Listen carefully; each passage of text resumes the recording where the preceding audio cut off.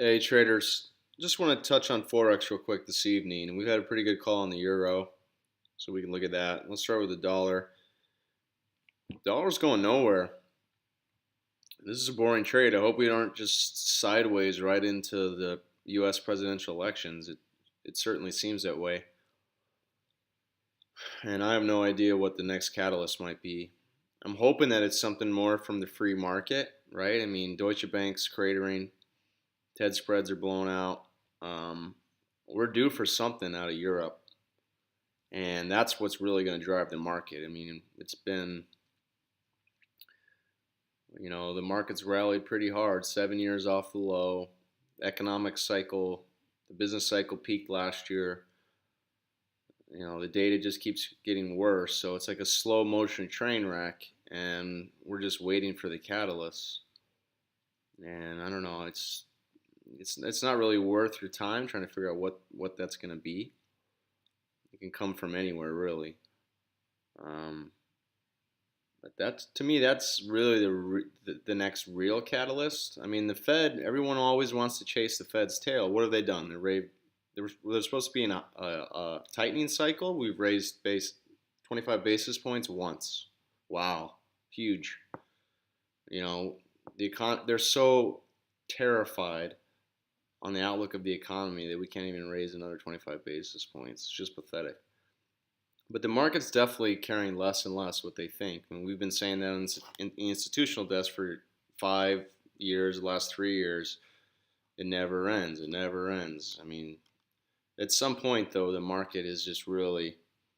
It's not going to matter what these guys or gals do that want to try to essentially plan the markets. At some point, they're going to lose all credibility, and the market's just going to go points, points and points and points, and they're not going to be able to stop whatever way it wants to go.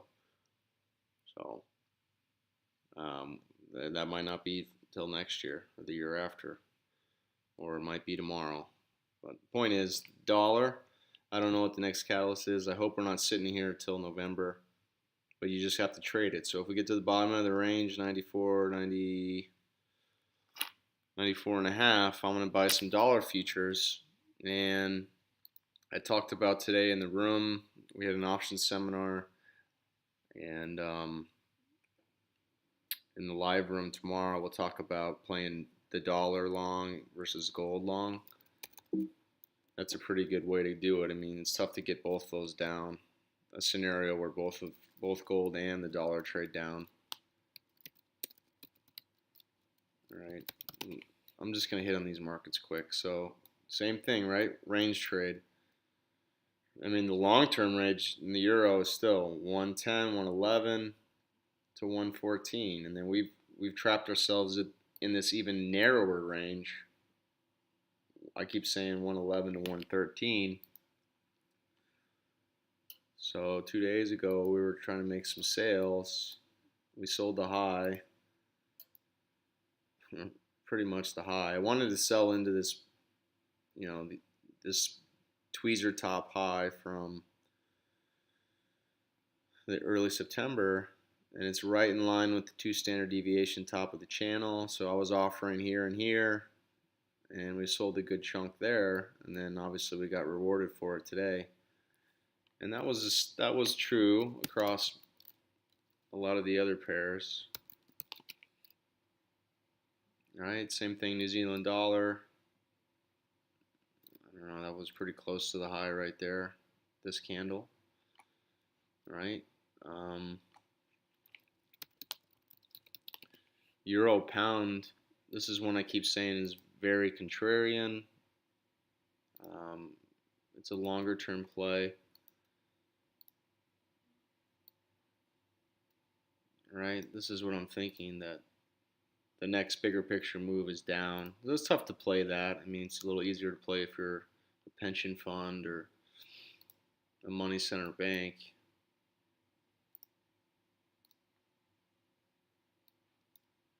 But nonetheless, you get high within the daily cycle, you make some sales. This diverged pretty early. We sold the highs pretty well again. So anyway, we made good sales here. So we covered down here, pretty busy. And now we're thinking short again.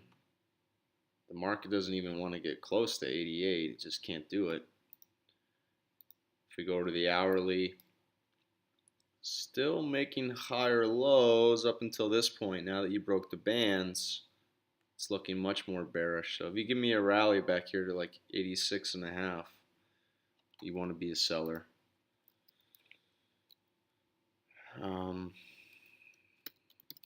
That was the main points I wanted to cover. Dollar yen not going anywhere. Still thinking that, you know, par might be the floor. But again, the currency markets are telling you that not a whole lot of movement, really not going anywhere. I mean, just look at dollar CAD also.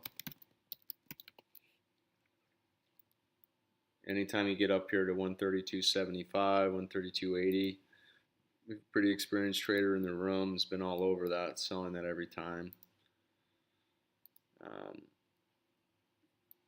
So guys, it is what it is. Hopefully we can break out of this range and maybe get a bigger picture move, global macro. But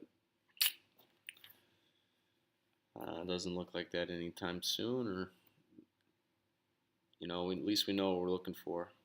All right, guys. So I'll touch base with you in the morning. I guess wanted to just touch base on the euro there. I've been pretty vocal about making some sales up there last week and then the last couple days. So hopefully you got some stuff covered back. And then I mean, if you want to know what's next,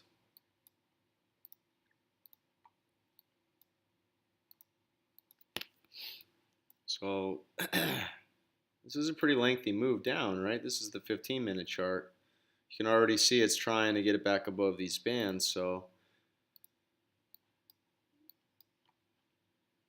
you're low within the 4-hour cycle. You need to expect, this is why we covered down here today, is that we're going to get another bounce back, you know, into probably the latter part of this week, the tail end of into the 29th. I'd say 155. It's put some back out. This is where we sold last time. So if you pull back like on a daily chart, it's a little bit of a head and shoulders type of, you know, lower high relative to the head. Anyway, just stay tuned for that. I'm thinking 155 to really resell again. All right, guys, we'll talk to you in the morning.